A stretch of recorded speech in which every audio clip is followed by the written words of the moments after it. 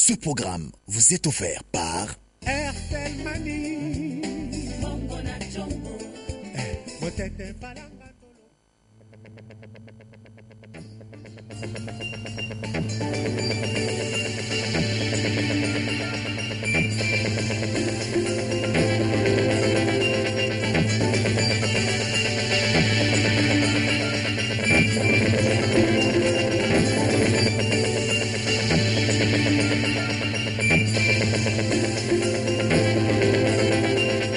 Journée mondiale de l'aide humanitaire.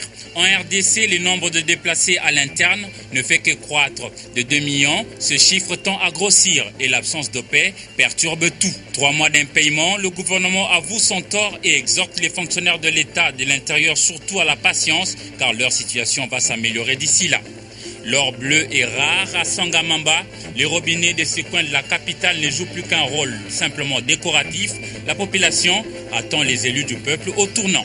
Antenne 1, le journal Mamie Tambou. Très heureuse de vous retrouver ce lundi pour suivre l'essentiel de l'actualité. Et un journal qui reçoit pour vous Céline Schmitt, qui est porte-parole au HCR. Avec elle, nous parlerons de la journée mondiale de l'aide humanitaire célébrée le 19 août de chaque année. Tout d'abord, aux dernières nouvelles depuis le Palais du Peuple, Thomas Louaka, Évariste Bouchab et compagnie n'ont pas pu publier comme convenu ce lundi 19 août les résultats de leurs travaux pour baliser le chemin des concertations nationales en tant que commission préparatoire à ce rendez-vous attendu. En effet, désigné depuis samedi 17 août, un groupe appelé de contact composé des membres de la majorité présidentielle, de l'opposition politique et la société civile a le devoir de baliser le chemin de manière à obtenir un consensus autour du règlement intérieur, l'ordre du jour et le nombre de participants afin d'éviter de passer plusieurs jours à discuter sur les problèmes connus qui divisent les Congolais et aboutir à une cohésion voulue nationale. Le groupe de contact piloté par Thomas Louaka et Évariste Bouchab va donc poursuivre ses travaux demain, mardi 20 août, toujours au Palais du Peuple.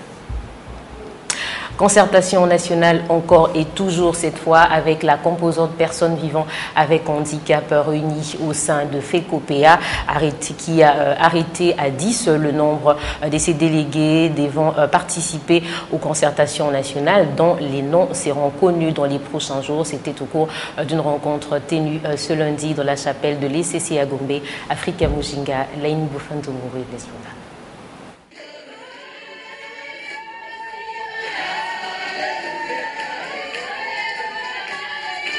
Faisant partie de la société civile avec les confessions religieuses, les personnes vivant avec handicap ont désormais leurs délégués aux concertations nationales dont les noms n'ont pas été révélés à la presse. Ces membres ont été désignés au cours d'une réunion tenue par le président de la FECOPEA, Martin Ikanda. Un motif de fierté pour les membres de cette structure. Il y a concertation nationale, nous avons dit oui, mais nous voulons être présents, c'est-à-dire par nos membres. Donc des personnes il n'y a personne qui peut mieux parler de notre composante que parmi nos propres membres. Raison pour laquelle nous avons procédé au choix de 10 qui seront choisis parmi ceux qui doivent nous représenter dans ces concertations. Pas de polémique, cependant, à en croire le membre de la FECOPEA quant à la désignation des délégués. C'est la FECOPEA qui est désignée pour représenter la société civile de PVH. Alors lui seul donnera d'une manière discrétionnelle, si vous voulez, il passera à la télé pour citer comme vous le voulez. Quel sens accorder à cette rencontre? Le président de la FECOPEA précise. Notre couche est une couche sensible pour laquelle le président de la République a beaucoup d'estime. Même sa femme aussi. Ils sont en train de nous aider dans tous les domaines. C'est comme ça qu'on a tenu que les handicapés soient représentés aux concertations nationales pour défendre leurs droits et puis les droits communautaires aussi. Ce forum institué par le président de la République, Joseph Kabila, est censé créer la cohésion nationale afin de mettre fin à la guerre dans l'est de la République démocratique du Congo. Nous venons de l'apprendre à l'instant que le MSR est revenu sur sa position. Ce parti politique, deuxième force de la majorité présidentielle, va désormais participer à toutes les activités de la majorité présidentielle. Et pour ceux qui ne le savent peut-être pas, que l'Union pour la démocratie et le progrès social n'a pas boycotté la rencontre avec le président congolais Denis Sassou Nguesso. Étienne Tshisekedi a plutôt délégué son directeur de cabinet et porte-parole du parti, Albert Moleka, pour porter son message. Il a été reçu en audience le samedi soir, comme témoignent ces images venues de Brazzaville dans un commentaire de Nora Olund-Iloa. Contrairement à ce qui a été répondu samedi dernier à travers la ville de Kinshasa, Étienne Tshisekedi avait choisi de se faire représenter par Albert Moleka à l'invitation qui lui a été adressée par le président Denis Sassou Nguesso. J'étais porteur d'un message du président Étienne Tshisekedi à son frère, le président Denis Sassou Nguesso, pour lui faire part des détails de l'empêchement un peu sérieux dû à des raisons personnelles qui ont fait qu'il n'a pas pu effectuer ce voyage. Donc j'en ai livré les détails. Albert Moleka n'a pas livré le contenu de la lettre dont il a été porteur auprès du président du Congo-Brazza, vu son caractère confidentiel, dit-il. Le fond du message, c'est toujours compte tenu de la qualité et la profondeur des relations entre les deux personnalités. Vous savez que ce sont deux personnes qui se connaissent depuis plusieurs décennies. Il y a eu bien sûr un message de profond respect et aussi un message de soutien à tout ce qu'il fait pour son pays. S'agissant de la qualité de facilitateur du président Sassou Nguesso, Moleka Albert lui en reconnaît le mérite, d'autant plus que, selon lui, tous les Congolais de RDC l'appellent Mwanamboka, entendez, enfant du pays, ce qui veut tout dire. L'actualité, c'est aussi les fonctionnaires et agents de l'État qui alignent déjà à 3 mois d'arriérés des salaires. Le gouvernement central qui s'est dit conscient de cette situation a exprimé ses regrets par le biais du vice-premier ministre et ministre du budget Daniel Mukoko Samba. Celui-ci a réitéré l'engagement des autorités à améliorer la situation de paie dans les différentes banques agréées. Africa Mujinga nous en parle. La révolution de la modernité, c'est aussi la fluidité de l'opération de paie des agents et fonctionnaires de l'État par voie bancaire. Cette réforme est portée par les bénéficiaires eux-mêmes, tant ils se sentent libérés de l'emprise de ceux qui détenaient un certain pouvoir sur leur dû. Cependant, du fait des difficultés d'accès à certaines entités à l'intérieur du pays, les fonctionnaires, parmi lesquels les enseignants, n'ont pas pu toucher leur salaire dans les délais depuis le mois de mai 2013. Témoins de la patience dont les uns et les autres continuent à faire montre, malgré ces désagréments causés par l'apprentissage de la bancarisation, le gouvernement de la République exprime ses regrets et réaffirme sa détermination à améliorer les conditions d'accès au salaire au travers de banques partout où l'opération a été déjà lancée. À cet effet, les arriérés de mois de mai, juin, juillet 2013 seront apurés dans le meilleur délai selon la promesse de Mukoko Samba. En toute responsabilité, les gouvernements dont les soucis d'épargner les fonctionnaires résidant dans certains territoires difficiles d'accès suite au manque de moyens de communication a décidé pour le mois d'août d'orienter les salaires payés via les opérateurs télécoms et le banque vers Caritas RDC et les ordonnateurs délégués en attendant la prise en charge de l'opération par les banques agréées. Le gouvernement exhorte ainsi les agents et fonctionnaires concernés de patienter un peu pour être servis dans la sérénité. L'actualité, c'est également la 5e édition de la journée mondiale de l'aide humanitaire célébrée ce lundi 20 août 2013 autour du thème « Le monde a plus besoin de la paix ». Plus de 2 millions de déplacés internes congolais ont été enregistrés cette année, estimation qui ne connaît pas de diminution depuis 2012. Et pour assister tous ces vulnérables, les acteurs humanitaires des Nations Unies pensent qu'il faudrait améliorer l'accessibilité dans les zones dangereuses. Un commentaire rendu par Natacha Beaumont. Le monde a plus besoin de paix. C'est le thème qui résume cette année la célébration de la Journée internationale de l'aide humanitaire. Dans un environnement de crise sécuritaire, comme dans la partie est de la RDC, liée à la résurgence permanente des groupes armés au Katanga et au Nord Kivu, la situation humanitaire se dégrade du jour au lendemain. Pire, beaucoup d'incidents contre le sauveur de vies ont été enregistrés cette année. Bien qu'en danger, les acteurs humanitaires des Nations Unies apportent secours aux vulnérables, quelles qu'en soient les conditions difficiles. La RDC a besoin de pouvoir renforcer son système de protection des enfants, particulièrement dans ce contexte de l'Est où les enfants sont confrontés à des conflits armés, sont utilisés dans les forces et groupes armés, sont chaque moment confrontés à des déplacements massifs, leur empêchant d'accéder aux services sociaux de base. Moi, ce travail fait aujourd'hui 14 ans que je le fais dans le secteur de la logistique. Ma motivation, c'est le partage d'une expérience quand même unique dans notre travail. C'est rencontrer toujours des gens, des nouvelles rencontres, essayer d'apporter un petit quelque chose à un édifice humain. Cependant, les défis à relever dans cette tâche humanitaire demeurent énormes. Améliorer la sécurité des populations touchées par la guerre en République démocratique du Congo. Nous avons l'état des routes dans la région, dans la province. Nous agissons, nous intervenons souvent, surtout dans l'humanitaire, nous intervenons dans des zones où les routes sont peu praticables, avec une accessibilité très compliquée. Nous devons avoir des moyens logistiques très importants pour accéder à ces endroits. Il faudrait souligner en plus en 2013 l'aide humanitaire pour répondre aux besoins de vulnérables congolais contenus dans le plan d'action humanitaire. Ces chiffres à plus de 800 millions de dollars. Et seule la moitié de fonds a été disponibilisée par les bailleurs et partenaires au développement. Céline Schmitt, c'est ton tour. Bonsoir. Bonsoir. Vous êtes porte-parole du HCR. La journée mondiale de l'aide humanitaire est célébrée le 19 août de chaque année, mais apparemment, cette année, la communauté humanitaire en République démocratique du Congo l'a célébrée dans la méditation. Pourquoi ? Alors, ce qui a été très important pour nous cette année, c'est de profiter de cette journée pour faire un appel, pour permettre au personnel humanitaire d'avoir accès aux populations qui sont dans la souffrance, aux populations qui ont besoin d'être assistées en raison des conflits, de la violence.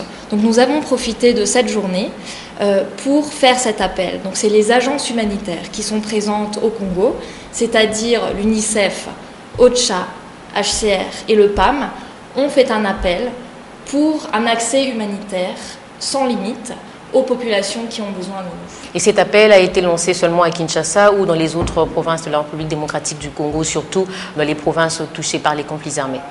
L'appel a été fait pour la totalité du pays, pour la RDC. Donc c'est un appel qui a été fait via les médias, qui a été publié aujourd'hui pour la totalité du pays. Et selon les agences humanitaires des Nations Unies, comment se présente la situation humanitaire en RDC en 2013? Alors à ce jour, plus de 2,6 millions de personnes sont déplacées à l'intérieur de la République démocratique du Congo, c'est-à-dire plus de 2,6 millions de personnes qui ont été forcées de fuir leur maison, forcées de fuir leur village, très souvent forcées de laisser tous leurs biens derrière eux, et donc qui ont un besoin humanitaire, qui ont un besoin d'assistance. Ce sont des femmes, des hommes, des enfants qui ont besoin d'avoir accès à des soins de santé. Les enfants ont besoin d'avoir accès à l'éducation, aller à l'école. Ils ont besoin d'avoir accès à l'eau, accès à un abri, accès à des biens de première nécessité. Et c'est tout cela que les acteurs humanitaires essaient de faire pour ces personnes qui ont été forcées de fuir. Mais comment l'assistance humanitaire atteint au fait les déplacés dans les zones dangereuses, c'est-à-dire dans les zones difficiles d'accès? C'est un défi que nous avons à relever, parce qu'effectivement, souvent, les acteurs humanitaires ont du mal à accéder aux populations qui sont déplacées, ont du mal à accéder à ces zones du fait de l'insécurité, du fait des conflits. Et c'est pour cette raison que nous faisons un appel à tous les groupes armés pour leur demander de permettre l'accès des humanitaires à ces zones-là, pour nous permettre d'aider les populations qui sont dans la souffrance, les populations qui sont dans le besoin. Vous avez parlé aussi de l'eau. Nous allons vivre cette réalité au quartier Sangamamba, dans la commune de Ngalima, où ces liquides précieux est devenu rare, alors très rare, avec Natacha Bomongo et Doucen Belebele. L'absence de l'eau potable est devenue au fil des années un vrai casse-tête chinois pour certaines populations de la ville de Kinshasa. C'est le cas des habitants du quartier Sangamamba dans la commune de Ngaliema. S'approvisionner en eau ressemble depuis longtemps à un véritable chemin de la croix.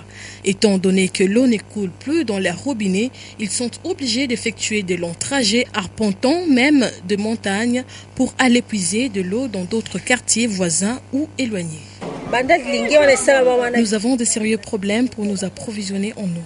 L'eau ne coule plus dans nos robinets qui ne sont devenus des objets décoratifs. Nous en appelons aux autorités publiques de nous venir en aide. L'accès à l'eau potable, c'est notre calvaire quotidien. Le député que nous avons élu nous avait promis de remédier à cette situation, mais depuis qu'ils sont au Parlement, ils n'ont pas tenu leurs promesses. Que le gouvernement nous aide à réparer les tuyaux défectueux pour que l'eau coule à nouveau. L'eau, c'est la vie, dit la Régie des eaux. Il convient donc aux responsables de cette entreprise de distribution d'eau en RDC de fournir des efforts supplémentaires pour venir en aide aux habitants du quartier Sangamamba et d'autres coins de la capitale où l'eau potable est devenue une denrée rare. Un mot en santé, le ministre Félix Kabange a pris la décision vendredi 16 août de réouvrir l'usine de fabrication de produits pharmaceutiques Sangold, fermée plusieurs semaines pour non-respect de normes et standards internationaux. À l'occasion, il est allé lui-même revisiter cette usine située à Kingaboa, dans la commune délimitée derrière lui. Patricia Bassoa, Patrick Borel-Mukendi et Pipito Matondo. Fermé depuis un mois, Sangold a été réouvert sur ordre du ministre de la Santé. C'est par l'unité du traitement d'eau que Dr Félix Kabange a commencé sa visite en passant par les sanitaires qui autrefois servaient des vestiaires. Vraisemblablement, les différentes recommandations formulées par le ministre de la Santé publique ont été suivies par les responsables de cette usine de fabrication de produits pharmaceutiques. Tout a été refait et même l'obscurité qui caractérisait la salle de stockage a été chassée. De quoi réjouir le ministre Kabange Numbi. Mes impressions sont très bonnes. Et ce que je viens de voir ici à Sangold me réconforte dans les mesures que le gouvernement est en train de prendre. Aujourd'hui, c'est pratiquement le jour et la nuit. Et je suis en train de me faire une réflexion. En un mois, on peut faire cette transformation. Donc ça veut dire qu'il suffit seulement que le gouvernement fasse son travail, que nous puissions assurer le respect des normes, que nous puissions assurer la régulation, c'est possible de changer. Le ministre Félix Kabange a en outre insisté sur un meilleur traitement de l'amélioration des conditions de travail des agents de cette usine qui constitue l'unité de production. De son côté, les pharmaciens responsables s'est dit satisfaits du coup de pouce du ministre qui leur a permis de revoir les normes de fabrication de leurs produits. Plus rien ne va nous empêcher de faire mieux. Je crois que je n'ai pas beaucoup à dire. Ce que vous avez vu, je crois que c'est un témoin, le témoignage même de l'effort. Un exemple à suivre.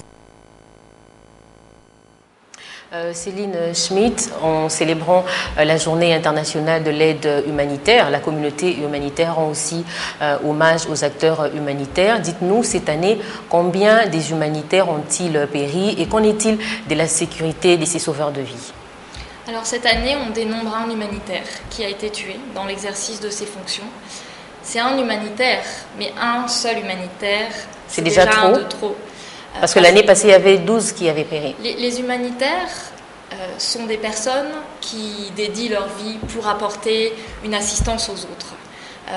Au Congo, beaucoup de ces acteurs humanitaires sont des Congolais. Parmi les 1000 fonctionnaires, parmi les fonctionnaires des Nations Unies ici, 80% d'entre eux sont des Congolais qui travaillent à améliorer la vie des autres. La sécurité est effectivement une question qui est souvent problématique pour les humanitaires, puisque nous devons accéder à des populations qui sont dans des zones de conflit. Donc très souvent, l'humanitaire se retrouve dans des situations dangereuses. Et c'est pour cela que nous avons fait cet appel aujourd'hui, pour demander un accès humanitaire, pour demander que le personnel humanitaire puisse avoir accès aux populations qui sont en danger, sans mettre sa propre vie en danger.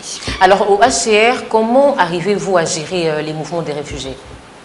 Alors en ce qui concerne les mouvements de réfugiés, aujourd'hui on compte un peu plus de 180 000 réfugiés qui sont en République démocratique du Congo.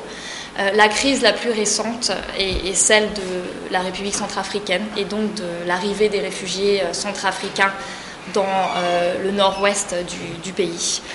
Ce que nous avons fait, c'est que nous avons apporté une assistance aux réfugiés dès le moment où ils traversaient la frontière. Ils ont tout d'abord été dans des centres de transit, mais également accueillis par des familles d'accueil. Et actuellement, nous sommes en train de procéder au transfert de ces personnes dans des camps de réfugiés. Parce que les réfugiés centrafricains nous ont dit qu'elles avaient peur pour leur sécurité. Ils avaient peur pour leur sécurité. Ils voulaient être transférés plus loin de la frontière et également bénéficier d'une assistance. Donc nous avons ouvert 4 camps de réfugiés pour les réfugiés centrafricains dans le nord-ouest du pays. Et nous sommes en train d'étendre les camps pour pouvoir assister à tous les réfugiés qui souhaitent y être relocalisés. Je vais vous retrouver vers la fin de ce journal pour conclure. En éducation, en vue d'assurer la relève scientifique, la faculté de lettres et sciences humaines de l'Université pédagogique nationale UPN a formé des scientifiques qui ont soutenu avec brio les résultats de leurs recherches. Professeur Prosper Goubarika, doyen de la faculté, a donné quelques éléments de réponse au sujet de ce processus académique. Il a été interrogé par Popol Ziakiao. Cette année académique, nous avons vu 15 étudiants qui ont défendu leur mémoire de DEA et nous avons eu près de 7 thèses de doctorat. Deux thèses en sciences de l'information et de la communication. Je vous rappelle que ces 2 thèses sont les toutes premières défendues dans notre institution universitaire. La première thèse, le candidat s'en est tiré avec une grande distinction, alors que la deuxième qui a lieu il y a quelques jours, précisément le 14 août 2013, a eu pour mention la plus grande distinction. Mon plus grand rêve, c'est de voir que cette faculté aille de l'avant, tant dans le sens d'un enseignement qualitatif qui serait utile à nos étudiants, ceux qui sont l'espoir demain, que sur le plan de la recherche, que nous ayons de plus en plus des étudiants qui s'inscrivent au 3e cycle, qui terminent leur mémoire de DEA, qui défendent leur thèse. Éducation, santé, société plutôt, né à Idiofa dans la province du Bandundu en 1926. Le père Martin Ekwa s'est éteint dimanche 18 août. Ténor de l'éducation de jeunes Congolais, ces pères de la congrégation des Jésuites a beaucoup milité pour l'encadrement de la jeunesse à travers plusieurs manuels pédagogiques dans l'école Trahi. L'une de ses dernières publications, ordonné prêtre le 6 août 1958, le père Ekwa a beaucoup travaillé dans les secteurs de l'éducation, notamment comme père ministre au collège Mobutu et directeur au bureau de l'enseignement catholique. En religion, les femmes des valeurs de l'église de Mangembo de la commune de Nkintambo organisent du 21 au 23 août 2013 à 16h une convention pour la restauration intégrale de valeurs féminines à Kinshasa. Le reste avec Natacha Bomongo et Douzaine Belléwé. La femme sage bâtit sa maison, dit les Saintes Écritures. Dans l'église Mangembo, encadrée par le pasteur Mouchaïla Dédoné, se saisit de cette recommandation à bras le corps. Cette église se donne la mission d'encadrement de femmes pour des vertus morales et spirituelles, leur permettant de se replacer au cœur du développement de toute une nation. La raison de la mise sur pied d'un cadre particulier pour la formation de femmes de valeur à travers cette convention. Si on est là pour dire aux femmes, on est là pour encadrer le développement des femmes sur le plan spirituel, moral et sur le plan aussi intellectuel, en disant que les femmes, beaucoup de femmes ne se connaissent pas. Notre objectif, c'est de gagner les femmes en Christ, d'amener les femmes qui ne connaissent pas Dieu, de les amener vers en Christ pour connaître Dieu. Et la deuxième des choses, nous encadrons aussi les jeunes filles, les filles mères, les filles abandonnées. Nous les encadrons aussi. Éduquer une femme, c'est éduquer toute une nation. Cela revient à dire pour ce femme de valeur que cette action concerne toutes les femmes et pour toutes les couches. On arrive à gagner comment encore? On peut se trouver devant un obstacle. Comme ça, nous disons, ça ne peut pas passer. De moi-même, et c'est vrai, de moi-même, je ne peux pas franchir. Je ne peux pas franchir cet obstacle. Mais avec Christ, l'obstacle devant nous tombe. Orateur retenu, Maman Bibiche Mouchaïla, hôte de la dite convention, et la prophétesse Maguilemba. La victoire étant certaine avec Jésus, disent-elles, il faudrait donc les placer au cœur de toutes les actions pour le développement de la République démocratique du Congo. Nous allons nous rendre rapidement à Mwanda, dans la province du Bas-Congo, pour rejoindre un autre envoyé spécial, Papi Katassi, qui nous parle de la Coupe du Congo de Lao Tennis. Je vous propose donc de suivre cette correspondance téléphonique. La cité de Mwanda, dans la province du Bas-Congo, vit au rythme du 7e championnat national de Lao Tennis réservé aux jeunes et du 2e Open de Mwanda. Les coups d'envoi de ces deux compétitions ont été donnés le samedi 17 août sur la terre battue du canton de Perenco, c'est en présence de plusieurs invités et des accros de la petite bande jeune de Mwanda. Premier à prendre la parole était le responsable numéro 1 de Perenco, Rose Ameret, sponsor numéro 1 de ce championnat, qui a tenu à remercier la Fédération congolaise de Lao Tennis ainsi que toutes les délégations venues de différentes provinces. Et il a aussi appelé l'importance que la Perenco accorde aux activités des jeunes, surtout dans la province du Bas-Congo où il exerce ses multiples activités. Tous les intervenants, tour à tour, le président de la salle de Mwanda, de Lao Tennis, Wilfried Kilunga, Michel Malengela, président du tournoi et trésorier général de la FECODELAT, ont bien connu l'importance de ce championnat dans le cadre de la détection de jeunes pour un avenir meilleur du tennis à l'RDC. Au mot d'ouverture de M. Sakala, chargé des sports en tant qu'administrateur du territoire de Mwanda, s'est ajouté 2 matchs d'exhibition qui a vu chez les garçons Christian Amouzi et Moussa Ogadis de Kinshasa s'affronter. Et chez les filles, Jenny Amouzi affronté Mbambi.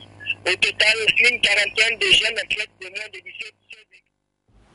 L'actualité, on la retrouve aussi dans les journaux parus ce matin dans la capitale. Ils ont été sélectionnés et commentés pour vous par Eric Mboulamousi, revue de presse.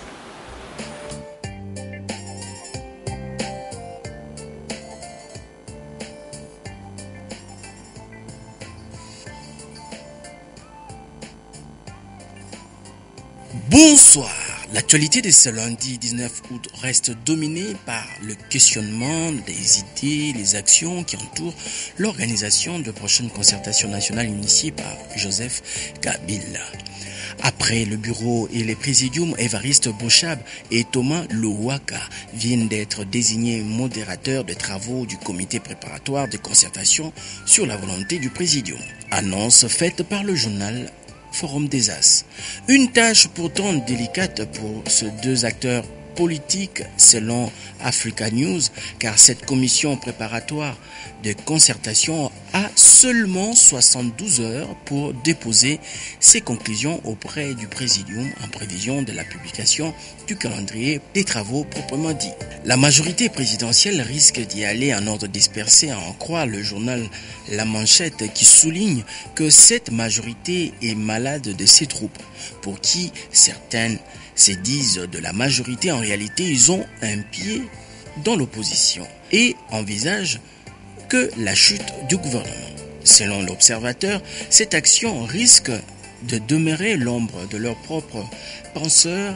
En effet, 62% de Congolais seraient opposés, selon le journal, à l'idée d'un gouvernement d'union nationale, ce qui d'ailleurs donne la chance à Matata Mpogno de continuer paisiblement son travail pendant que les politiciens s'agitent, martèlent la prospérité. D'autres encore, comme le journal Le Dialogue, entrevoient le retour de Léon Kengo à Dondo à la primature après une action véreuse de débauchage des opposants déjà en marche, dit le journal. Terminons cette revue de presse avec le journal Le Guide qui revient sur le rendez-vous manqué entre Étienne Tshisekedi et le président Denis Sassou Nguesso. À la place, c'est le directeur du cabinet et porte-parole de l'UDPS, Albert Moleka, qui a été représenté son patron suite à un empêchement sérieux. C'est tout pour ce soir. Bonsoir. Nous tournons pratiquement vers la fin de ce journal qui a reçu pour vous Céline Schmitt, qui est porte-parole au HCR. Vous avez suivi, l'a épinglé, l'un des défis à relever qui reste la sécurité des acteurs humanitaires et l'accessibilité dans les zones dangereuses. Madame Céline Schmitt, merci d'avoir été notre invitée. Merci à vous, merci beaucoup. Et ce 19 août nous permet également de partager la joie de tous ceux qui sont nés ce 19 août, comme Henrietta Vandi Unzola de la famille de notre consoeur Sylvie Fortuné-Ngoula. Le prochain journal, c'est demain. N'oubliez surtout pas de consulter notre site internet www.antennatv.com.